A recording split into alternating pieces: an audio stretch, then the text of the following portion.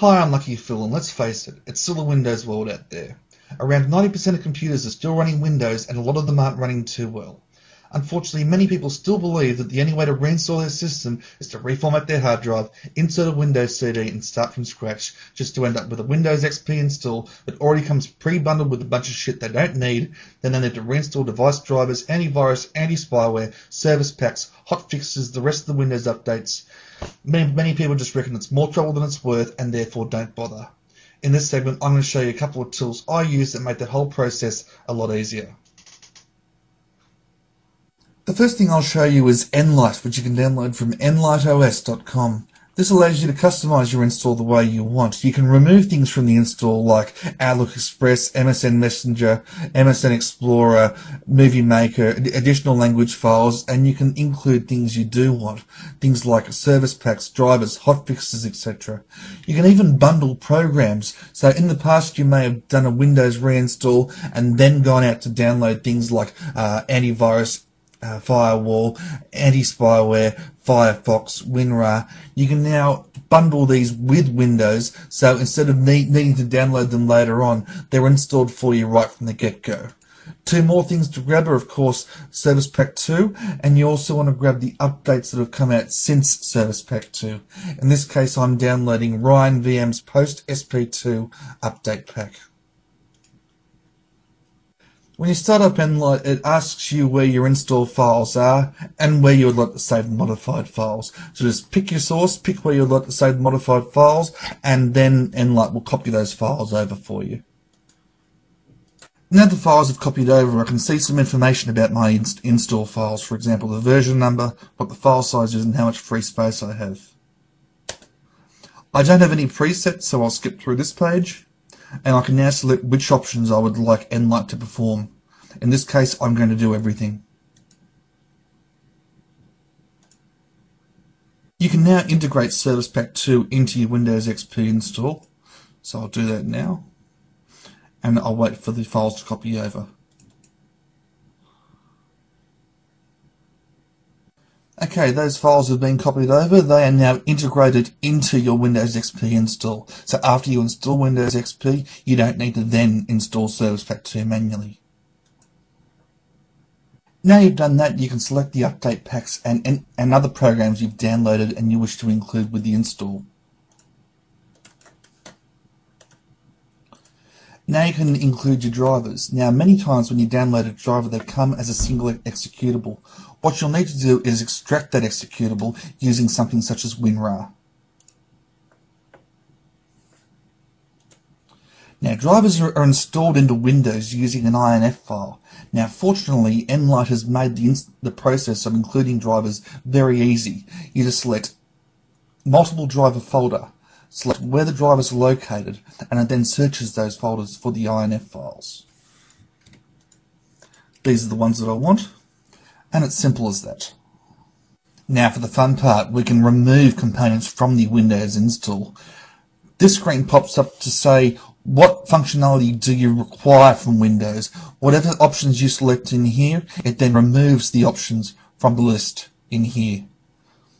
Now, I don't require any of this functionality, so I'm just going to leave that blank and hit OK. For most of my purposes, I find that the preset of safe is fine for me. There's just a few little customizations I need to make.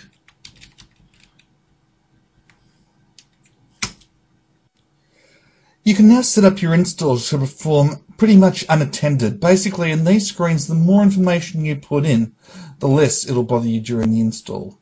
So let's go through and set this up.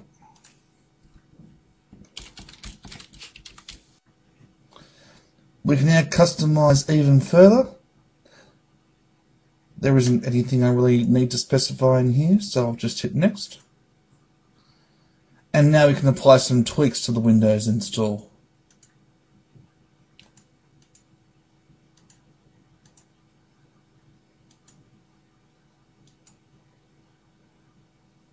Now we have even more tweaks.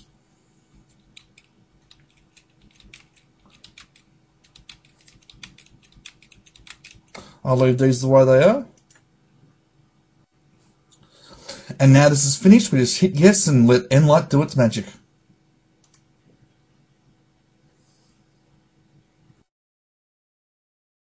And now we're done. If you'd like to add any additional files or folders to your install CD, you can do so just by dragging and dropping them here. And once you're done, you can make that an ISO file, which you can then burn off to CD.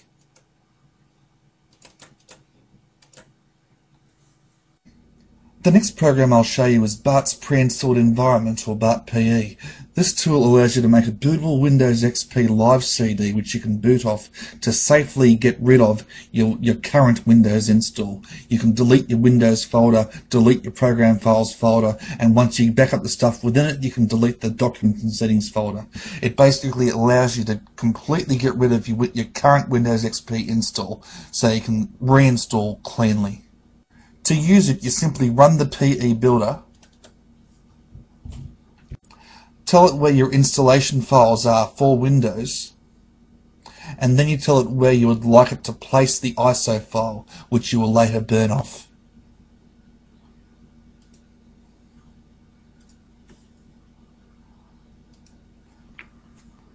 Okay, now that I've burnt off BART PE and Nlight, I'm good to go. At the moment, I'm recording this video on the computer about to be reinstalled, so I'll capture what I do using video out, and I'll see you on the other side.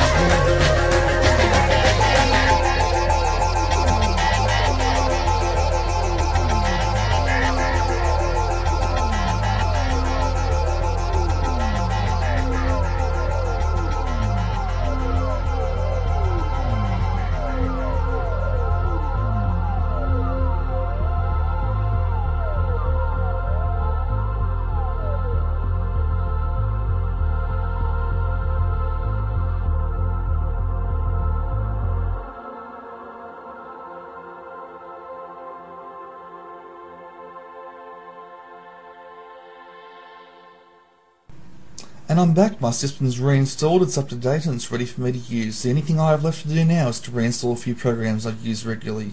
As you can see, the process was relatively painless, and it took around 45 minutes to an hour from the time I shut down my previous install to the time this one became usable. The best part of all is I didn't need to move all my data off. I just moved it aside, got rid of Windows, and I reinstalled cleanly. For more information and for links to everything I've mentioned, please visit our website with the show notes. That's at www.BSoDtv.org. Okay, hopefully in this segment I can shed some light on electronics. A lot of websites have schematics and plans on how to build your own stuff, and plus, most people who are into computer mods that put up websites and instructions automatically assume you know the most basic of electronic skills. However, if you don't, I'll shed some light with this segment. The first thing I want to cover is Ohm's Law. Ohm's Law is a basis of how to calculate power, current, voltage, and resistance, among some other things. I'm not going to get too complicated right now. You can easily go to Google and type in Ohm's Law calculator, and it'll do all the math for you. However, you won't have an understanding of what exactly it is. Now, Ohm's Law is really easy to remember just by remembering this phrase. Ohm's Law's very important rule is it's easy as pie. Now, very important rule, VIR, each first letter of the words, VIR, voltage, is current times resistance. And current is voltage divided by resistance. And resistance is voltage divided by current. Now, easy as pie, P-I-E. Power is current times voltage. Now, current is power divided by voltage. And voltage is power divided by current. Easy as pie. Now, another thing it deals with is the resistor color code. The resistor color code is really easy to remember if you can just remember this. The color code has individual colors. I'll explain a little bit more later on this. It has individual colors. Each color represents a numerical value. Now, to remember the numerical values, remember this. Bad boys rape our young girls, but Violet goes willingly. I know you're probably laughing right now, but each one of those words, just like, very important rule, easy as pie, it represents numerical value for each word and color. So, bad boys rape our young girls, but Violet goes willingly, translates to black, brown, red, orange, yellow, green, blue, violet, gray, white. That's 0 through 9. So, with just those little quick tips, you can understand it. Now, behind me I have my electronics work desk, so we're going to turn around, and I'm going to give you a brief intro to parts, components, schematic symbols, everything you need to do to read a map, use an iron, and build your first schematic. So, let's get to it. I have some components in front of me, most commonly used in a lot of electronics nowadays. This board that everything's attached into is called a breadboard. Now, a breadboard is really great for prototyping, so you don't have to get down and solder and get all messy with that mumbo-jumbo. The breadboard has rows and columns. Now, all of these long strips right here are actually one. They're all connected. However, they're not connected this way. So what you can do is you can place your parts inside of these little slots and arrange them so you can jump wires and components around without actually having to building a circuit board. Breadboards can come in whole bunches of sizes and shapes and forms. They can get a little expensive from time to time, but they're great if you plan on doing a lot of prototyping. I've hooked up some common components into the breadboard, and I'm going to show you their functions. The first runner-up is a diode. A diode is a one-way gate for electricity. It'll allow it to flow one way, but not the other. Now, I can't exactly show you how a diode works because,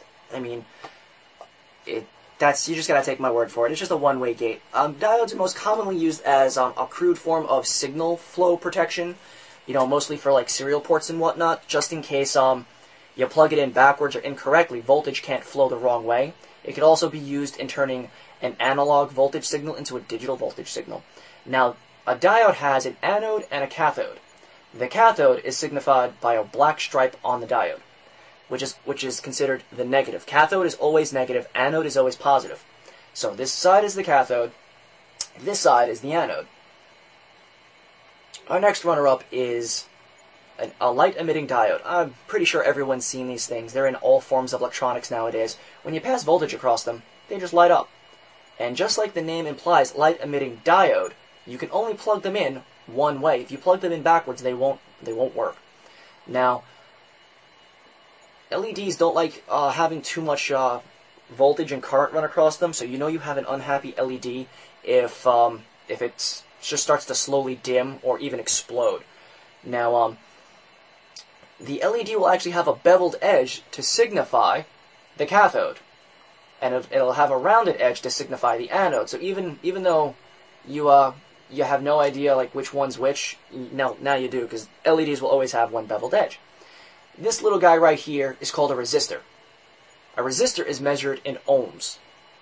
Now, a resistor slows the flow of electrons, meaning it turns higher voltage into lower voltage. Now, you'd have to calculate exactly using Ohm's law what resistor you would need to create, from one voltage level to another. Now, the LED is hooked up in series with an LED. Now, this is the before a resistor, and this is after a resistor. Now, to determine a resistor's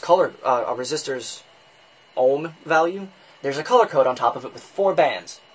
Now, the first 3 bands are going to be from black to white, like I described earlier. And the last band is going to be either gold or silver. Gold meaning it's got a 5% tolerance or a 10% tolerance. The tolerance being how far off from the exact value. I'll go into resistor color codes a little bit later. This little blue guy right here is called a capacitor. Now, a capacitor temporarily holds a small amount of electricity.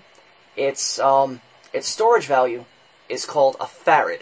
A lot of capacitors are either in the picofarad or the nanofarad. This little guy is actually hooked up in parallel with an LED. Now, capacitors hold electricity for a short amount of time, so when I remove power, instead of it just abruptly stopping, it slowly dims. Capacitors are often used in timing circuits, voltage regulator circuits, filters, audio circuits, and I think that's about it. I think that's the most common.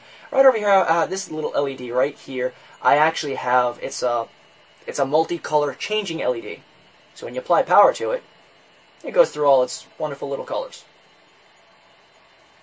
Until it pops, because I'm passing a lot of voltage across it. Okay, I also have some basic switches. We all know a basic push-button switch. You push the button, it turns on. But it's not always that simple. There's 2 types of push-button switch. Normally open and normally close. Normally open means you have to push the switch to close the circuit, meaning letting electricity flow through. Normally closed means when you push it, it breaks the circuit, turning it off. Here's also another kind of push-button switch, keyboard key. Then you have a simple toggle switch. Turns on, turns off. Now, this has 2 posts, meaning it's a single post, single throw. It has 2 positions, on and off. This is single post, double throw. It has 3 pins, commonly used in selector switches, so you can select from one of 2 positions. This is a single post, double throw, meaning it's 2 single post switches combined into one. So you hook these 2 up to a device, and then you hook these 2, so when you flip the switch, each one of these is individually passing voltage across it. This is just some of the very basic of basic stuff, electronic components, and there are a lot more such as transistors and inductors, but we'll save that for another day. I'm going to give everyone a quick crash course in soldering. Soldering is one of the best ways of putting together a circuit board. If you know of a better way, please tell me. Here's my soldering iron. Standard 30-watt Radio Shack soldering iron. Put on a new tip, though. Yes, your iron will start to turn this disgusting brown color. Now I'm going to plug my iron in, and as it warms up, I'll explain to you soldering. Now, the wattage of an iron will denote how powerful it is. Now, the hotter the soldering iron, the more industrial you can get. Like a 15-watt soldering iron is really good for low-end stuff. 30 watts in general purpose. 100 watt, you're practically welding. Now, when it comes to wire itself, this is called 36 gauge wire. The gauge of a wire determines how thick it is. The bigger the number, the thinner the wire. These guys right here, these are 22 gauge copper wire. Now, there are two main kinds of wire. You have stranded, which is much more flexible, and solid, which is easier to work with. Now, the thicker the wire, the easier it is to work with, especially when solid, and the more current it can actually handle. Now, when it comes to solder itself, I just get whatever generic brand Radio Shack solder, and that's it. Now, there's something called flux. Flux is a type of a low acid that helps solder stick to other metals. If you're having a very hard time getting your solder to stick to things, try a little bit of flux. However, it's not necessary. The solder that I usually get from Radio Shack already has flux inside. It's called a rosin core solder. Our iron is finally hot enough, and the first thing you want to do when you get a first new tip is put a little bit of solder on it. This is called tinning the tip, making it nice and silver. Now, I've also got something called tip cleaner, which once your iron's hot, you dip in it and it gives it a nice shiny coat. Now, I like to just flick all the extra off, and I'm going to zoom into this motherboard right now, and I'm going to show you how to solder a wire onto a very small point. Okay, we're zoomed into our motherboard, and the first thing you want to do is something called tinning your wire. And basically what that means is, trying to get the solder into the shot, put a little bit of solder, fucking solder, there, my solder. Put a little bit of solder, wrong end of the wire, on the wire.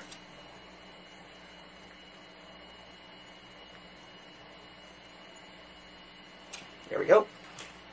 Now, we've got a nice silver tinned coat of solder on the wire. Now what you do is you put your wire up to the pad you want to solder, put your iron on it, melt the solder, and then there you go. It's soldered on. Now, look at the size of that point. Most people say it's so hard to modify, circuits with very small contact points. I just did it in seconds. I mean, this goes for everything. I mean, I have some 36 gauge Kynar wire. I'm going to tin the tip off camera, of course, because it's just so much easier for me. And I'm going to see if I can go and get, let's see, where's there a point on this board? Is this on screen? Yeah, that's on screen. Here we go. Here's a tiny little point. Now, of course, if you notice me shaking, I don't have the best nerves. I don't have a very steady hand.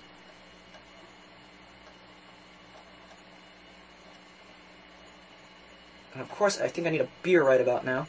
There you go. I just soldered it on. That's a quick crash course in soldering. It's not very difficult. Primary thing is be very careful of the soldering iron. It's hot. I've actually seen people do phallic gestures with their soldering iron, drop it, and then grab the hot end. Well, let's just say that person wouldn't be coming home to his girlfriend, Rosie Palm and her 5 friends anytime soon. The best thing about soldering is practice, practice, practice, practice, practice. Don't practice on something you enjoy. This is an old, crapped out motherboard that I have no objection with soldering onto and off of.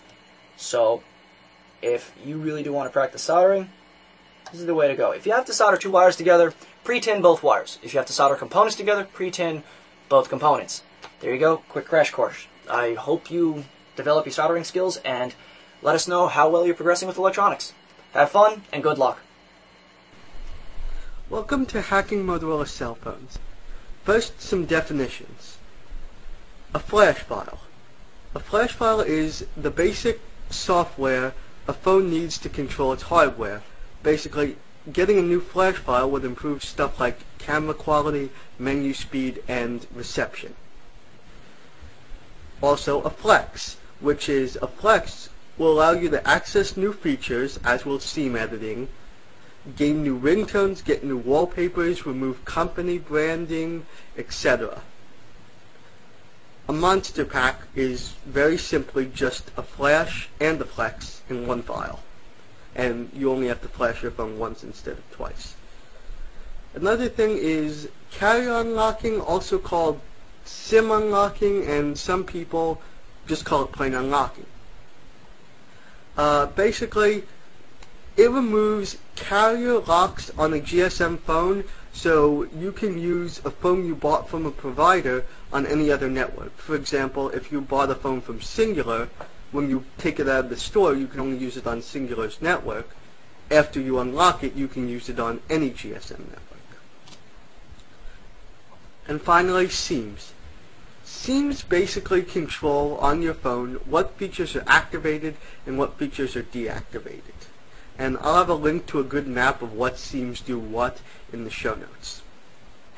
Some of the phones that you'll be able to use for some of the mods in this segment are the Motorola V180, V188, V220, V3, also known as the Razr, the V3i, the V300, the V330, the V360, the V400, the V500, the V551, the V557, the V600, the V635, the A630, the Sliver L7, and the Rocker E1, and those last two are the iTunes phones. And the phone does not have to be carrier unlocked to do most of these hacks. Now, in order to do stuff to your phone, you'll need software, obviously. First, you'll need Motorola PST, which stands for Product Support Tool. This is a piece of software used by Motorola technicians for basic repair and upgrading of Motorola phones. We're going to use this program simply to have drivers for any Motorola phone that you'll need to flash. It's kind of a pain, but it has to be done. And this program is not freely distributed, but if you do Google search for it, you should be able to find the download link. The second piece of software we're going to be using today is called Motorola RSD Lite. This is another piece of software used by Motorola technicians for basic repair and upgrading of Motorola phones. It has an easier to use GUI interface over PST, and we're going to be using this program in the tutorial to flash or flex your phone. Once again, it's not freely distributed, but if you do a Google search, you should be able to find the download link. Another piece of software is called P2K Tools.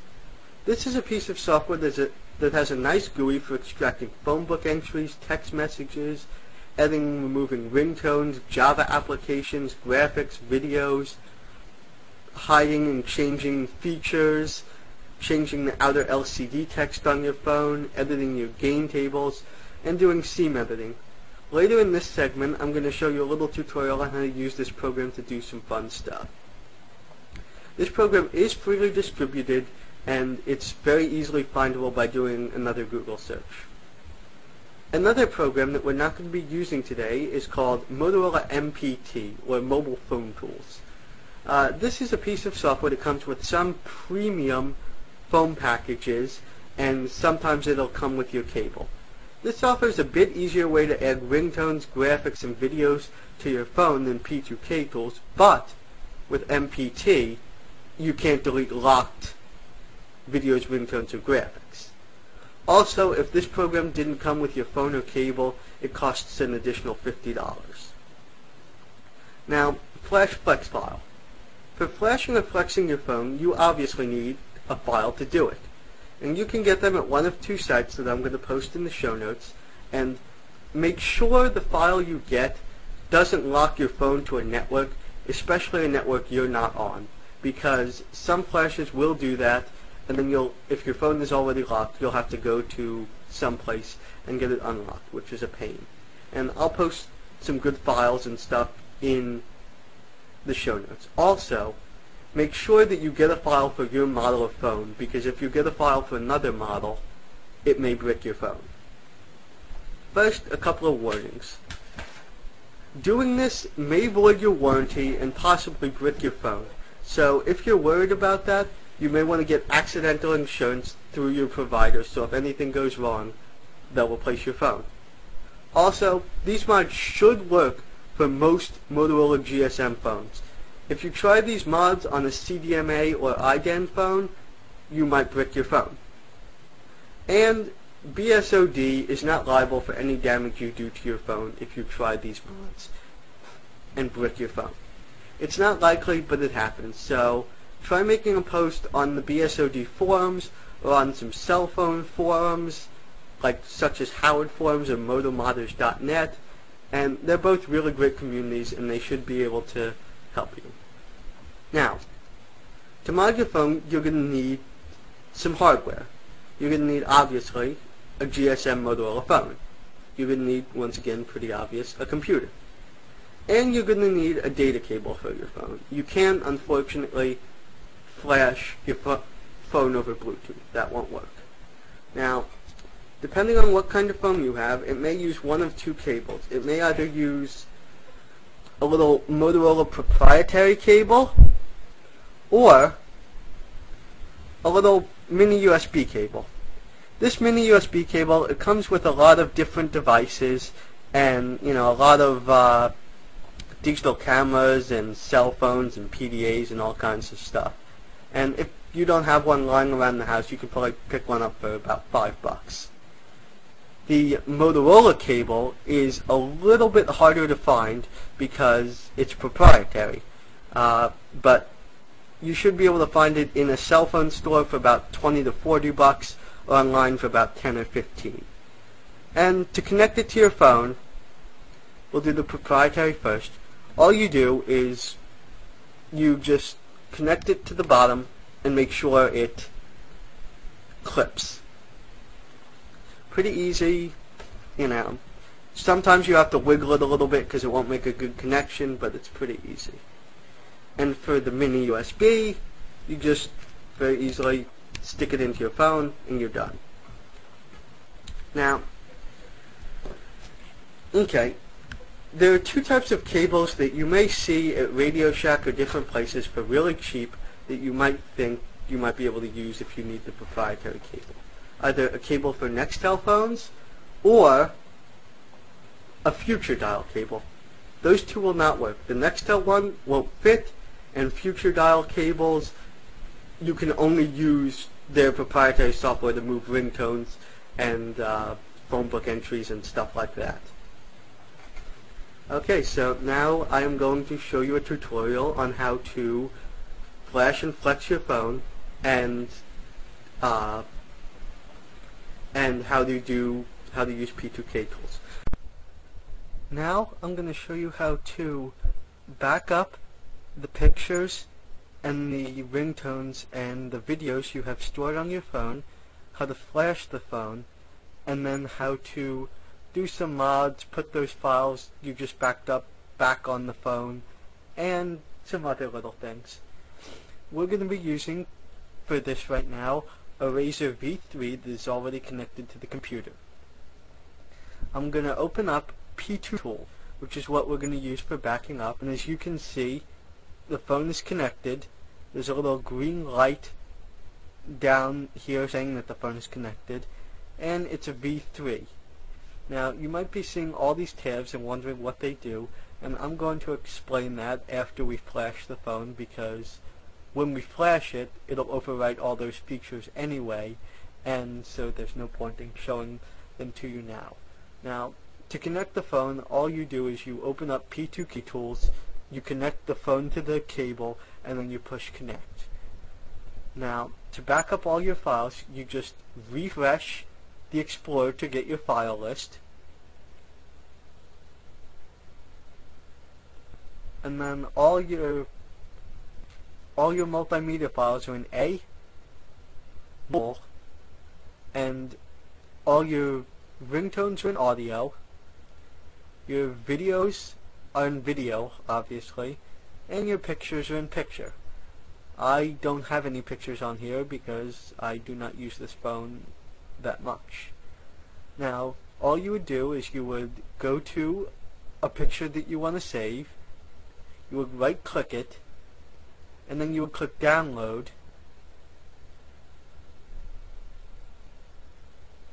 and then it would simply ask you where to save it, and download it to a folder. And you would do that with all the pictures that you've taken, or all the ones you want, and the video and audio as well. Now, we're going to leave KTools and open up RSD Lite to flash the phone.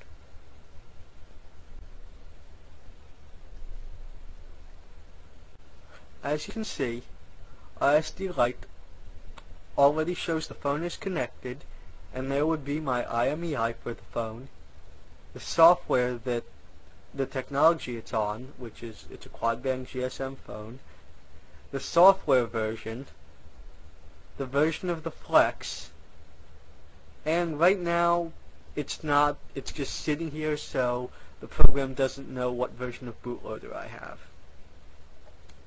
Now I'm going to open up the flash file, which is an SHX format that you might have seen on my desktop. And it is this one right here. It's R374G0E42.10R PDS5 LP0039 DRM Java blah blah blah. I'll explain what all that means in just a second. Okay. The first part of it, the R374G0E42.10R. That is what software version it's running. As you can see, I just actually flashed my phone with this exact file about 15 minutes ago. And so it's running the same exact firmware. The PDS is basically the bootloader. It's not that important. It really doesn't matter what PDS version you have. The next one, LP, is a language pack. Basically, there are different ones for different languages. All of them include English, so you can't go wrong. It just depends which version it has. Some language packs have UK English, some have US English. On Howard forums, there's a list of which ones. I believe LP2 and LP4 are US English and all the others are UK English. But for the most part, that's not important. DRM means if there's any DRM on the phone. 0001 means there isn't. 2 or greater means there is. The only phone I've seen that has DRM are the iTunes phones. Next, this means that the phone supports Java. Okay. Whoops. Okay. The next part that's important, this just means it's for the V3. Most of this stuff isn't important. But this is. This is the Flex version your phone is running. Now, when I downloaded this, I noted that it was stock Motorola unlocked. Now, you can get them singular branded, you can get them orange branded, which is a carrier in the UK. You can get them branded by quite a few companies. I get them unlocked because I'm sure they'll work, and I personally like the unlocked firmware the best. Different carriers use different icons and some different things. If you like a carrier that's different than the one you have better, you can do that one as long as it's unlocked. Now, all you're going to do is, now that we know the phone is connected down here, and it says it's V3, all you're going to do, and since the file is open, all you're going to do is you're going to hit start, and it's going to switch the phone into flash mode, which if you look at the phone, it's going to look like it's restarting, and there's going to be nothing on the screen. Now, this file is what's called a monster pack that I explained before, that's both a flash and a flex in one file. I like these better because you don't have to guess which flashes will work with which flexes, vice versa. If you're getting, if something might go wrong, these have already been tested and they know they work well together. And it's going to show, as you can see now, it says it's flashing code group 1, and it's 40% done the entire process. Now it's going to go through code group 1, code group 2, code group 4, And now it verifies checksums just to make sure that the flash is actually a Motorola flash, there's nothing wrong with it. Basic stuff like that. Usually there's no problem, and then it automatically restarts your phone just because.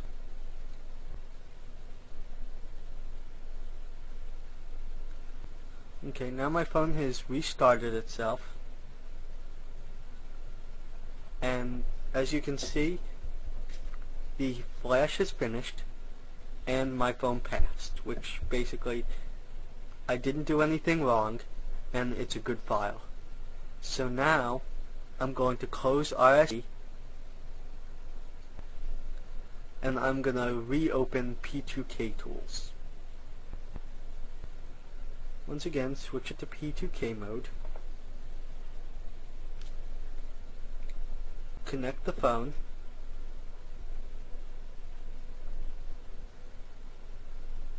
And then hit connect. As you can see, just like before, the phone is connected. There's a green light once again, meaning that the phone is connected, and it says it's a V3 again. Now I'm going to refresh the file list again, and it shows me how much space I have and how many files are installed on my phone. These are all the built-in pictures, built-in sounds, built-in video, and other files. Okay.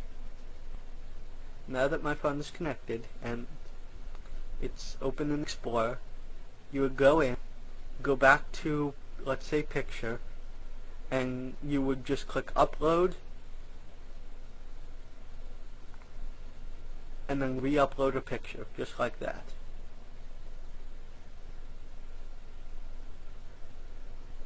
Very simple. And as you can see, it hasn't shown up yet. If you refresh this again, it'll show up. And I'll just refresh it.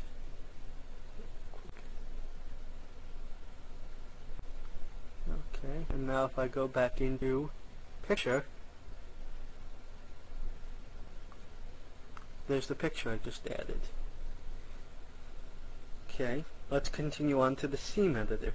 The scene editor is to edit the way features of your phone work by basically editing the hex of the code of the flex. Now, all you would do is you would go to a scene map that I'm going to post in the show notes, and you would find what scene you would need to do what you need. Let's say right now we're in scene number 32 underscore record number 1, or 32, and then there would be an underscore 0001.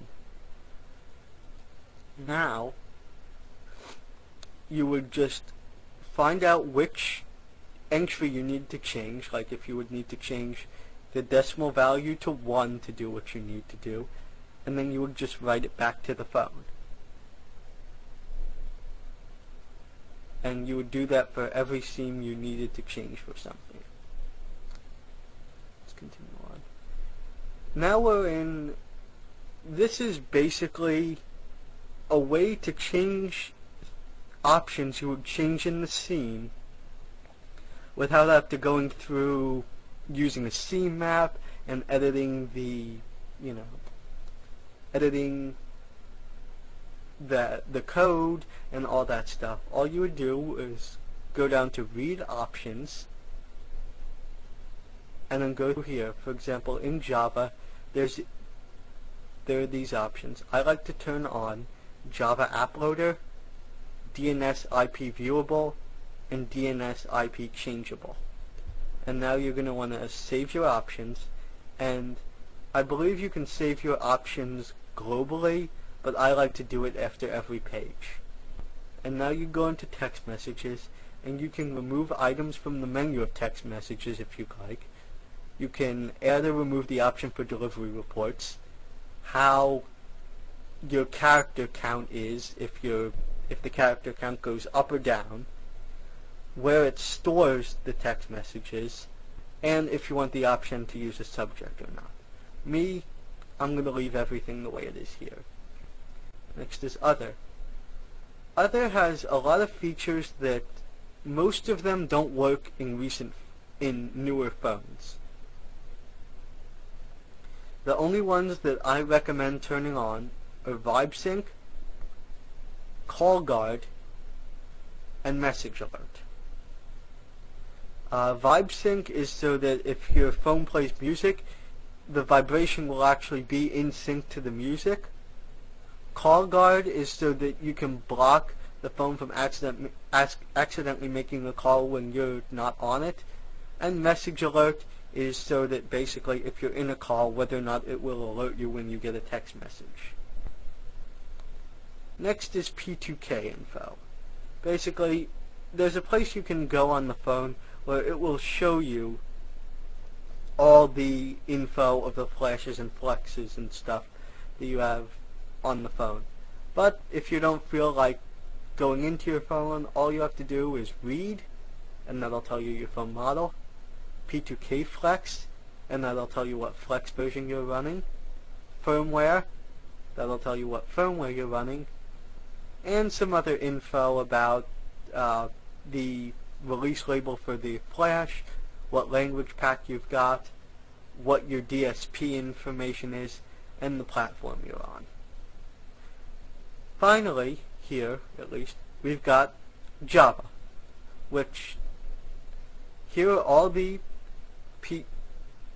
programs I've got installed on the phone. You can remove whatever you'd like, you can add whatever you'd like, you know, as long as it's a Java game, which most are compatible with Motorola phones. Personally, I see two Phonebook 3Ds on here, and this is the older one, so I'm just going to uninstall this. And as you can see, it's gone. Now, we'll go to Tools, and from here, you can set alarms, you can do conversions, you can make what you've got on the phone a flex file, you can take a flex file that you have on your computer and decompile it to get pictures out of it or whatever you need, and check to see if a flex file you're about to install on your phone is locked or not. Next is the external LCD, where, like I said, right now I'm on my V3 Razr, which has a color screen on the outside, and it uses a picture file that is in A/A/mobile/system, and it's called cl.gif. If you want to change that to another picture, it must be 96 by 80 pixels, and you must also rename it to cl.gif. Now that you have an interest in the phone company and phone phreaking, you should understand something called scanning, or prefix scanning and exchange scanning. Scanning is much like war dialing. Now, war dialing is the act of having your computer or other device scan a range of phone numbers looking for other computers. However, exchange and prefix scanning, you're not looking for just computers, you're looking for a whole bunch of stuff, and you're also mapping how the phone system is put together. So you can look for private branch exchanges, test numbers, voicemail systems, a whole bunch of fun stuff out there. And for the same reason people war drive and war dial and even do radio scanning is you have no idea what's out there until you look. Now, you can hand scan, and that's just going to take you forever and a day. You can use a computer to do it, but there are some discrepancies with that, because if you use a computer, there are some systems out there that are designed to detect whether or not a computer or a human is dialing a certain amount of numbers in a certain amount of time. Example, every single time, if you use a computer, every single time it dials, each tone is 90 milliseconds long, and it uses the same rate of dialing every single time, and you're scanning like 10,000 numbers. Of course, the phone company's computer is going to go, okay, what's going on here? Now, a lot of times people actually still scan the 1-800 numbers because they're toll free, and you can scan your local exchanges. However, you could be paying money for this because this is on your phone bill, and if you're dialing out of your calling area, it could even be long distance. So if you decide to scan and use a computer, just let it sit overnight, just to look for computers, and you wind up getting a $3,000 phone bill because you didn't realize you were dialing long distance and you didn't have unlimited calls. We warned you. So the first thing I'd like to explain are low tones. Low tones and high tones are signals from the phone company a piece of equipment will make saying, I'm ready to be used, I'm ready for a command. Now, the number one thing that uses low tones are extenders. Extenders are put up by long-distance corporations or big business, so basically you call the extender, it'll give you a low tone or a greeting saying, please enter your password or so whatever, and you put in the PIN, you put in your password, or whatever dialing format it requires, and it'll make like a third-party call. So instead of you getting charged for it, the extender does. So it's kind of like having a calling card, but a big business will own it, and they'll just pay a flat rate on that. Now, keeping in mind that you can just systematically or even randomly try to break in by guessing the passcode, however, that's considered cracking, and that's a crime. Knowing that it's there is one thing, breaking in to use it, that's another. Now, extenders normally don't identify themselves. They're very hard to find out that they're actually extenders. The easiest thing to realize, like that you found an extender, is the AT&T Easy Reach, because as soon as you dial it, it says, "Welcome to AT&T Easy Reach. Please enter the number you're trying to dial." And the AT&T Easy Reach is basically someone decided they wanted to have a toll-free number linked to their home line. Businesses use it, people use it, voicemail systems use it. There's scan, see what you can find. The next thing that you can look for is our PBXs, or private branch exchanges. They're commonly used by hospitals, big businesses, stores. A lot of 800 numbers and 888, the toll-free services, have PBXs on them because, when you call up someplace and it goes, welcome to so-and-so corporation. For English, press 1. For Spanish, press 2. For Stanglish, press 3. That's a PBX. Now, a PBX is a small little itty-bitty exchange in itself. PBXs can be linked up with other PBXs. Now, a PBX, or a company that owns a PBX, that PBX could actually own a block of phone numbers, say 1-800-255-0010 to 0020. So it'll have 10 numbers that lead to the same PBX. However, that PBX could be controlling hundreds, thousands, tens of thousands of other phones that are in a building or linked to each other. Like most tech supports for computer companies are controlled by a network of PBXs. Now, another thing about PBXs is a lot of stores, like big stores, like here in the United States, Kmart, Walmart, ShopRite, Pathmark, most malls have it where you can actually call up the PBX and dial an extension of the PBX. Like, you dial into the PBX says, what extension are you looking for? You can dial an extension and hit the intercom for the store. I mean, there have been a couple of times where I was doing some local grocery shopping. The manager comes walking in, really pissed off, flips open his cell phone, pushes speed dial, and everything he said into the phone was going over the loudspeaker. So you can have some pretty fun stuff with that, but keeping in mind that there's a difference between scanning legitimately and illegitimately. Illegitimately means you got to break a passcode or you're doing something so you can gain access because it's password protected. So there's a lot of common software that you can use on your DOS or Windows PC. I'm not too familiar with the Linux side, but if you're running Linux, I'm pretty sure you already know how to use a war dialer. The program I want to show you is called PhoneTag. PhoneTag is actually a war dialing application that you can use once set up to do a scan, and it's pretty nifty. So let's get on to that. Here we have PhoneTag. PhoneTag is a pretty hard program to find, and I'll try to put it up on the forums if you need it.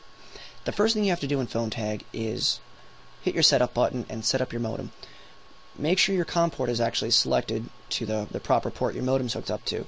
If you don't know how, go into Device Manager and check. Most modems, however, are always on port 3. The modem speed doesn't matter because we're not doing actual data communications because we're looking for audio, not data. Word format doesn't matter because, again, it implies that we're scanning for data. The dial speed in milliseconds. I like 90 because I like to hear the tones going by. The DTMF tones, that is. And make sure your modem speaker is always on, because if you can't hear what's going on, then there's no point in doing this. The dial patience is how long the program is going to wait before hanging up and trying the next number. You can do some randomness between it, but I personally don't care. A lot of people would agree with the fact that there is software that the phone company runs on their systems to detect scanning, but I have never heard of anyone going to jail for doing any kind of scanning. I do know people that have gone to jail because they found some stuff in a scan, broke into it, and then did some naughty things. The dialing prefix and suffix I won't get into. That's a little bit more advanced, as well as the modem initialization string. Just leave it alone. Stealth mode off, because if you put stealth mode on, it's going to actually minimize to the tray, and you're not going to know where it is, you're not going to hear it, it's going to be absolutely silent. You save your settings, back to the main screen, go to File, New Dial List.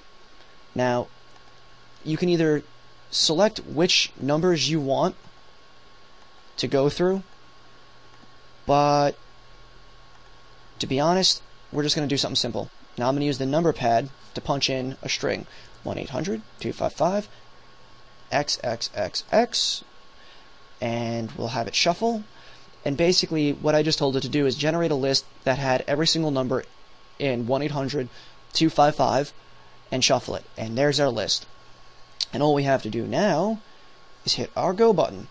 And it's going to go through every single one of the numbers, and it's going to look for the modem, but because we can listen in, we can hear if we find anything interesting. Now, you can do this by hand. It takes a very long time. There are other programs such as THC Tools, or is it THC Scan? Well, both great applications do the same job. There's A-Dial, W-Dial, although a lot of them run in a DOS environment. If you're really interested, look at the forums in the show notes, and I'll put a link to a really good one that'll actually run on pretty much any Windows system. If you're running Linux, I apologize, because I'm assuming if you know how to run Linux, you already know how to do a war dial and an exchange scan. Now that you have an understanding of the basics, if you're really interested, go out there, scan and exchange, hop on the forums or hop on IRC, and we can all get together as a group, and we can tackle an exchange all together, so it doesn't take you 3 years to do it. Have fun.